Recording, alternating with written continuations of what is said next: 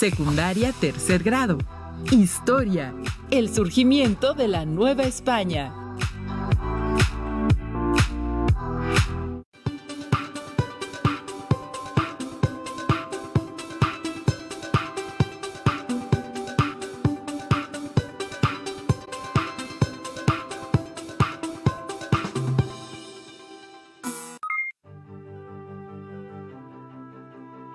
¿Qué tal, estudiantes de secundaria?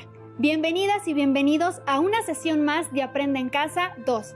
Estoy segura que estamos aprendiendo la historia de nuestro país. Yo soy Leslie Mendívil. Y yo soy la maestra Mercedes Mejía Ángeles. Estaré con ustedes acompañándolos en su aprendizaje durante la sesión de hoy. En la sesión anterior conocimos cómo fue el proceso de conquista de Mesoamérica hasta la caída de Tenochtitlan el 13 de agosto de 1521. Abordaremos hoy cómo se extendió el proceso de conquista y colonización a los territorios del occidente y sur de Mesoamérica, así como a Aridoamérica. Además, hablaremos de cómo se fue conformando Nueva España. Pero antes de continuar con esta aventura de aprendizaje, quiero recordarles que deben lavarse sus manos constantemente con agua y jabón durante al menos 20 segundos. Y si necesitan salir de casa, utilicen cubrebocas correctamente, cubriendo nariz y boca, y mantengan la sana distancia. Los invito a analizar el proceso de colonización y el nacimiento de Nueva España. Manténganse alerta y con disposición para aprender. Tengan a la mano su libro de texto, cuaderno y bolígrafos para hacer anotaciones. Y ahora sí, comencemos. Adelante, maestra. En nuestra sección Leer para conocer, compartiremos el texto Construcción de la Nueva Ciudad, de José Luis Martínez. Dice así: cuando se platicó entre los soldados de Cortés en qué lugar se haría la nueva ciudad, algunos opinaron en favor de Coyoacán o de Texcoco, mas prevaleció la opinión del capitán general, quien decidió que fuera en el mismo lugar de la capital indígena, que tenía tanto renombre, y por la grandeza y maravilloso asiento de ella. Pocos años más tarde, comenzarían a advertirse los muchos inconvenientes de la ciudad asentada en una alta cuenca cerrada, rodeada por montañas. Al modificarse el equilibrio ecológico con la desecación progresiva de los lagos, vinieron las inundaciones y la necesidad de dar salida a las aguas con costosas y enormes obras. La construcción de la nueva ciudad se inició pocos meses después de la destrucción de la ciudad indígena, probablemente a fines de noviembre de 1521 o enero de 1522. De 4 a 5 meses acá, que la dicha ciudad de Temixtitan se va reparando. Está muy hermosa, dice Cortés a Carlos V en su tercera relación, que firma el 15 de mayo de 1522, aún en Coyoacán. Cuando viene el infortunado Francisco de Garay a encontrarse con Cortés en diciembre de 1523, el conquistador ya puede mostrarle sus palacios en construcción. Y en octubre de 1524, Cortés firma su cuarta carta de relación en Tenochtitlan o Temixtitan, como él escribió, lo que permite suponer que para entonces ya se había trasladado de Coyoacán a la nueva ciudad. Los indios habían sufrido la derrota y el arrasamiento de la ciudad que habían construido, y ahora tenían que trabajar otra vez para levantar la nueva ciudad a la usanza española. Sobre las ruinas de la antigua México Tenochtitlan, bajo la supervisión de Cortés, el alarife Alonso García Bravo, ayudado por Bernardino Vázquez de Tapia y 2 indígenas, realizó una traza de la nueva ciudad. En principio, conservó la Plaza Mayor y el emplazamiento de los palacios que la rodeaban por 3 lados. Refiere Cortés que procuró que los naturales volviesen a la antigua metrópoli para darle vida de nuevo, y que entre ellos había carpinteros, albañiles, carteros, plateros y otros oficios, y que los mercaderes han vuelto a animar el antiguo mercado, que debió ser el de Tlatelolco, y que se ha organizado otro para españoles. Desde 1524, consta en las actas de Cabildo, Alonso García Bravo había sido el alarife y maestro de obras de la ciudad, especialmente en la construcción de las casas del ayuntamiento.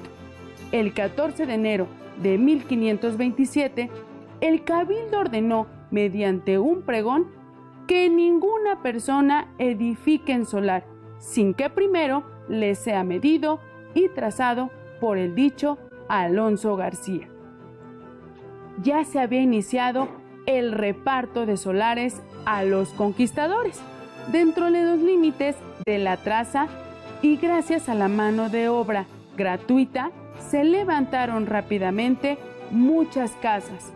A todo el que quería ser vecino de la ciudad y era aceptado, se concedía un solar, y 2 a los que habían sido conquistadores. Y según aparece en los libros de actas de Cabildo, a menudo se les concedía solar y huerta. Como era la costumbre, se estableció: las edificaciones se hacían en todo a costa de los indios, quienes debían traer y luego labrar piedras, maderas y los demás materiales de construcción, y aún proveer su propia alimentación. El conquistador ponía los planos y la dirección de la obra. Recuerden que si desconocen el significado de algunas palabras que se mencionan en el texto, les recomendamos anotarlas en su cuaderno y consultar su significado en un diccionario. Les sugerimos también integrar sus palabras en un glosario. Esto enriquecerá su vocabulario y mejorará la comprensión de este y otros temas. Por ejemplo, yo no sé qué significa alarife. Maestra, ¿qué significa? Alarife es el nombre que se le daba antiguamente al arquitecto o maestro de obras. Gracias, maestra. Algo así me imaginaba, pero la verdad es que no estaba segura. Sigamos adelante con la sesión. En la lectura escuchamos cómo fue la construcción del primer cuadro de la actual Ciudad de México. Reflexionemos. ¿Cómo creen que se sentía la población indígena de ver sus templos y ciudades destruidas? ¿Por qué fue importante para los españoles construir la nueva capital española sobre las ruinas de Tenochtitlan? Supongo que fue muy doloroso y muy difícil. Además, como vimos en la sesión anterior, la población indígena sufría de la epidemia de viruela. Para saber cómo transcurrieron las primeras décadas de vida de la colonia española, que llamaron Nueva España, les invito a ver la siguiente cápsula.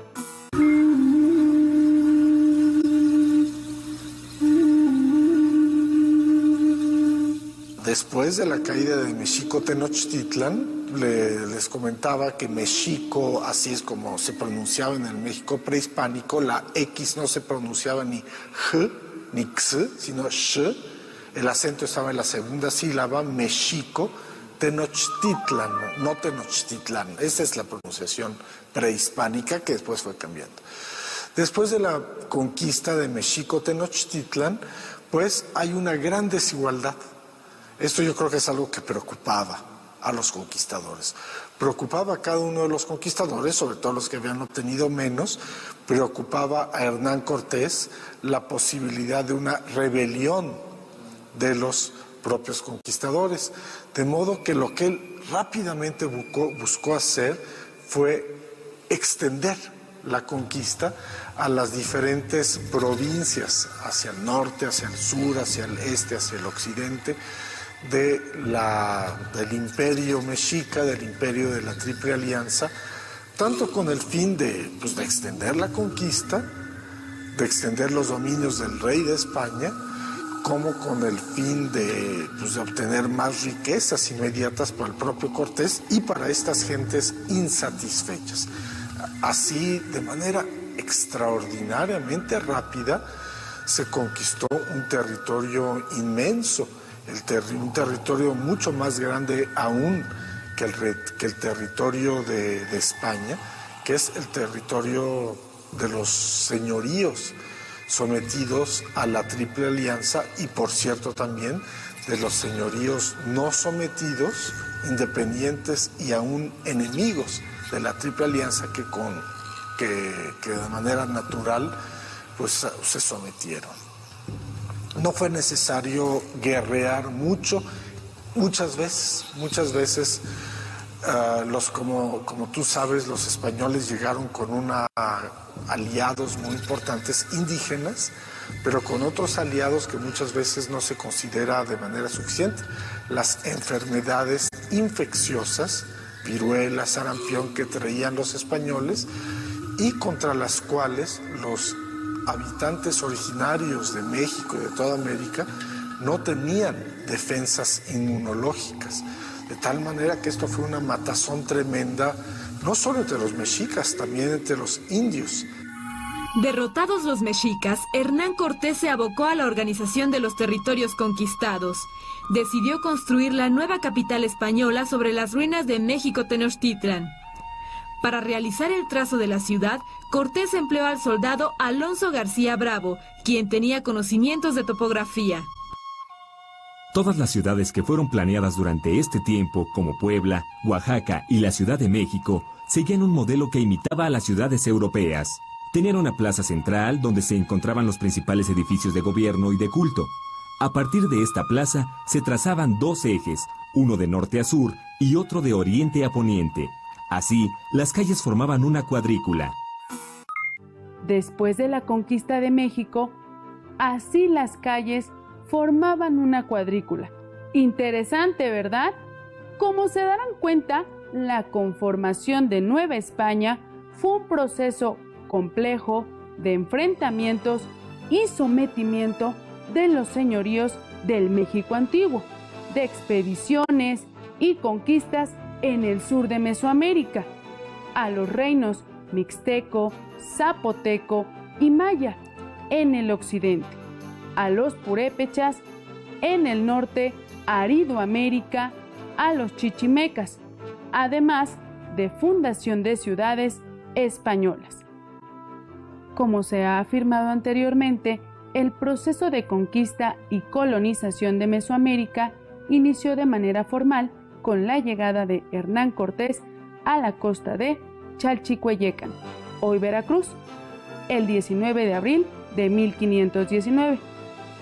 3 días después, fundó la Villa Rica de la Veracruz, en la costa frente al islote de San Juan de Ulúa, y estableció el primer ayuntamiento, es decir, el gobierno local de Nueva España. Esto, en claro, desafió a la autoridad del entonces gobernador de Cuba, Diego Velázquez. El acontecimiento emblemático de este proceso es la caída de Tenochtitlan, el 13 de agosto de 1521, y como vimos en la lectura inicial, comienza la construcción de la capital de Nueva España.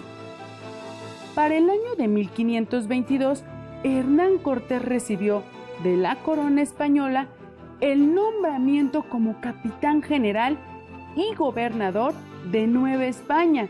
Cabe destacar que el nombre que él le daba al territorio y que posteriormente lo sugirió como oficial, le fue respetado, tal como lo consta su segunda carta de relación.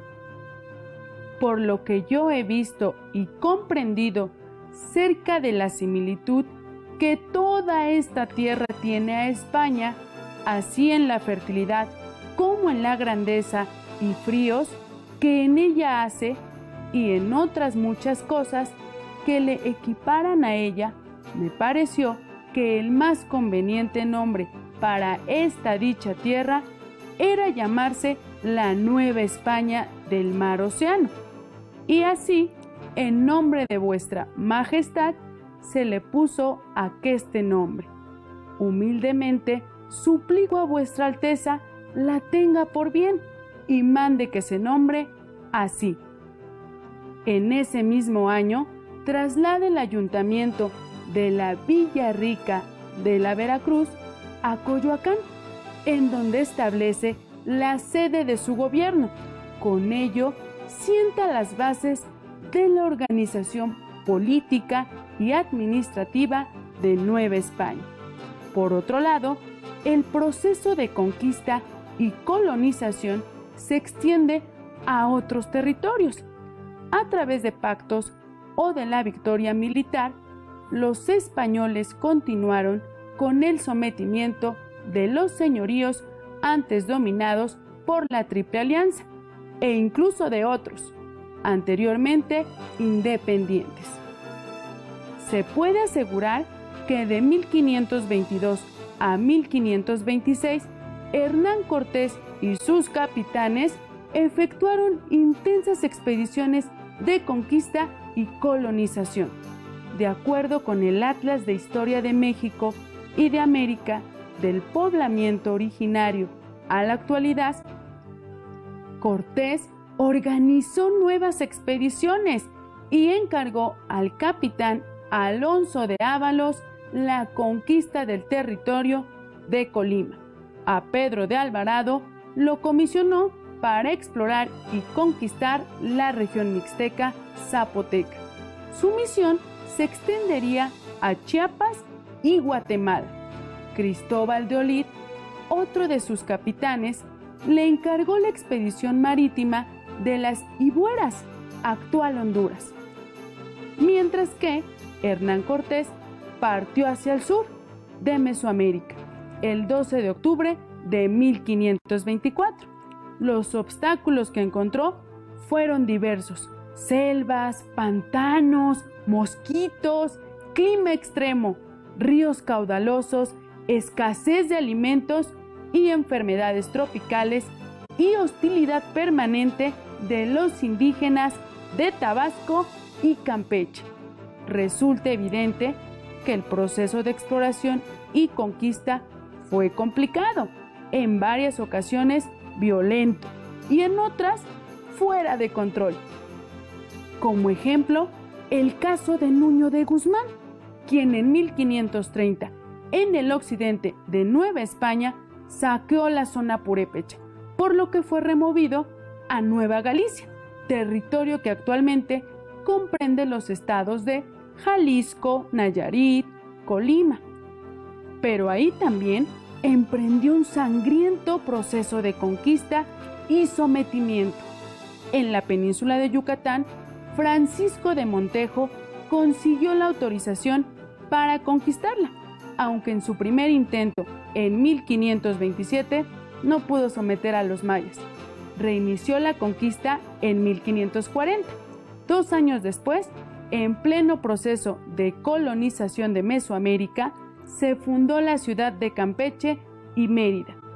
A finales de 1546, tanto la conquista del norte como la del centro de Yucatán se consumaron. Ese año, a Francisco de Montejo se le otorgó el gobierno de la Capitanía de Yucatán.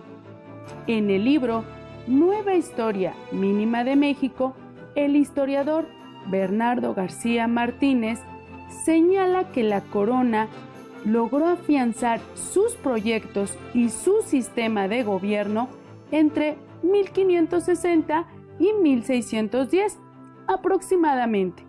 Este periodo se caracterizó por el despegue de la expansión al norte o tierra adentro, como se le llamó entonces. Esta región se consideró la más dinámica y rica de su tiempo. Su mayor incentivo fue el hallazgo de minas de plata, que rindió beneficios económicos inmediatos, aunque también estuvieron en juego intereses agrícolas y ganaderos.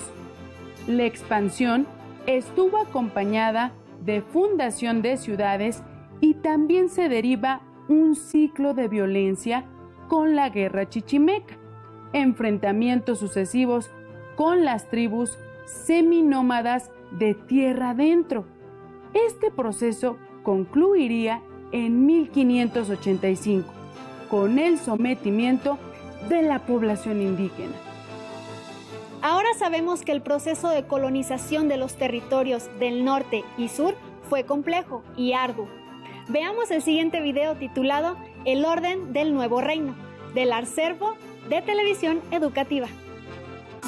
A la caída de México Tenochtitlan inició un proceso de conquista y colonización en Mesoamérica llamado virreinato, que se caracterizó por una serie de cambios políticos y económicos. ¿Cuáles fueron esos cambios y cómo se instauraron en la Nueva España? Veámoslo. El virreinato se instauró en la Nueva España sobre una estructura de administración política y económica, basada tanto en el ejemplo español como en antiguas prácticas mesoamericanas. Estos cambios político-administrativos implicaron a su vez cambios en las divisiones territoriales del México antiguo. Así, surgieron nuevas instituciones políticas y formas de propiedad de la tierra. Las instituciones legales y de gobierno quedaron distribuidas jerárquicamente de la siguiente manera. El rey era la máxima figura de autoridad, tanto en España como en la Nueva España. En asuntos relacionados con los territorios americanos, era asesorado por el Real y Supremo Consejo de Indias, quien además supervisaba la recaudación de impuestos. Por su parte, la Casa de Contratación de las Indias, que se encontraba en la ciudad de Sevilla, regulaba la navegación y el comercio entre España y los territorios conquistados. Como representante directo del rey, el virrey era la máxima autoridad en la Nueva España. Tenía a su cargo la administración política, económica, legal y militar del territorio. La audiencia era un tribunal de justicia que aplicaba las leyes y ejercía el poder en ausencia del virrey. El gobernador se encargaba de administrar grandes extensiones territoriales como las provincias y reinos. Cuidaba el cumplimiento de las leyes y de la justicia, además de enviar el tributo a las cajas reales. Su puesto estaba sujeto a la decisión del virrey. Otra figura de autoridad era el corregidor. No podía legislar, pero sí gobernar. Administraba justicia, recaudaba impuestos, supervisaba comunidades indígenas, llevaba asuntos judiciales y civiles y administraba el repartimiento. Su jurisdicción no era clara, pero su alcance era menor al del gobernador. El alcalde mayor tenía a su cargo un territorio delimitado dentro de la jurisdicción de los gobernadores. Esta autoridad político-administrativa y de justicia recaudaba tributos y rentas reales, además de vigilar a las poblaciones indígenas. El ayuntamiento era una corporación pública, con una división territorial específica, que ejercía funciones administrativas y judiciales. Los cabildos eran organizaciones que correspondían a una división territorial de menor tamaño, al mando de alcaldes y regidores. Se encargaban de administrar y gobernar ciudades y pueblos. Y, finalmente, la República de Indios, que concentraba a la población indígena en espacios delimitados para evitar la convivencia con los españoles. En el aspecto económico, algunas prácticas mesoamericanas se conservaron, como el pago del tributo y la organización de los calpullis, y se implementaron otras, que cambiaron la propiedad de la tierra. Así, el tributo, tal y como lo hacía la Triple Alianza, se recibía mediante trabajo o en especie, sobre lo que generaban las tierras sin implicar posesión de las mismas. Los soldados españoles que participaron en la conquista recibieron mercedes de tierra como recompensa. A través de la encomienda, los españoles obtenían derechos sobre el trabajo y los productos de las tierras de los indígenas que lograban evangelizar. Por medio del repartimiento, los indígenas eran trasladados de sus poblaciones de origen para trabajar temporalmente en la agricultura y en la minería a cambio de un pago. Y con el Real de Minas se entregaron zonas mineras a los españoles con la idea de incrementar la producción de metales. Los cambios en las formas de gobierno, administración y economía repercutieron, sin duda, en las formas de propiedad de la tierra. Ciertas formas de organización administrativa aún se conservan. ¿Reconoces alguna? Comenta con tus compañeros la manera en la que actualmente se ejerce esta figura. Como pudimos ver en el video, la organización política y económica de la Nueva España tomó elementos de la estructura de los pueblos mesoamericanos, así como de la organización política de la metrópoli que ya habían impuesto en otros territorios colonizados como la española. Anteriormente, hemos hablado de la existencia de los señoríos en Mesoamérica. Pues bien, estos eran unidades de organización política con un territorio delimitado y gobierno autónomo, a los cuales durante las primeras décadas de colonización los conquistadores les impusieron un cabildo, órgano de gobierno, y los denominaron pueblos de indios. Los alcaldes de ese cabildo eran de la nobleza indígena para contener los levantamientos de la población y para que siguieran cobrando el tributo. En 1527, el rey de España decidió instituir una audiencia en Nueva España para poner orden y administrar la justicia, que fue presidida por Nuño de Guzmán y 4 oidores. Sin embargo, estos funcionarios aprovecharon el puesto para abusar de sus funciones, incluso contra Cortés y sus aliados. Además, aumentaron el pago de tributo a los indios y disimularon actos de esclavitud. Para acabar con esos abusos de poder, el rey Carlos V establece en 1535 el virreinato como forma de gobierno, siendo Antonio de Mendoza primer virrey de Nueva España, con el propósito de ejercer de manera más personal y directa la autoridad a cuya figura quedaron sujetas todas las autoridades civiles y administrativas.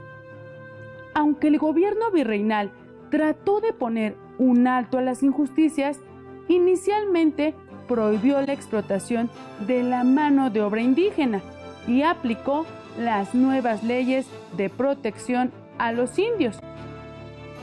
Estas acciones no lograron el propósito esperado y con el transcurrir de los años, las condiciones sociales y el descontento de la población se agudizaron.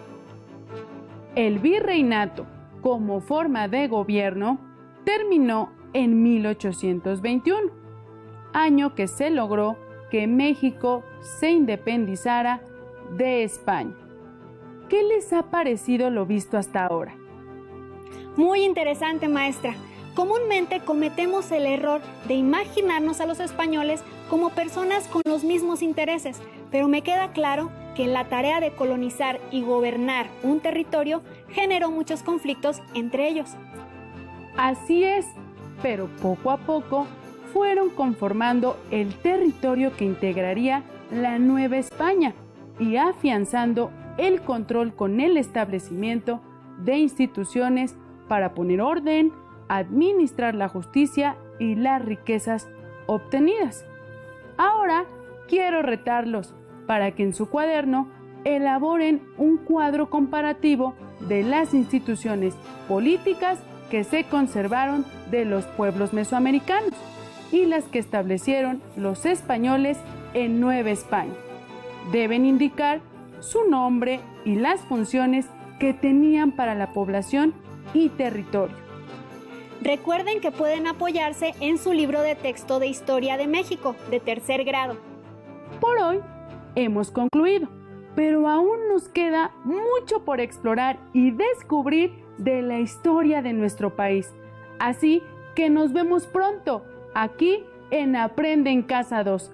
¡Hasta la próxima! Si tienes dudas o necesitas ayuda, llama al Centro de Apoyo Pedagógico a Distancia. El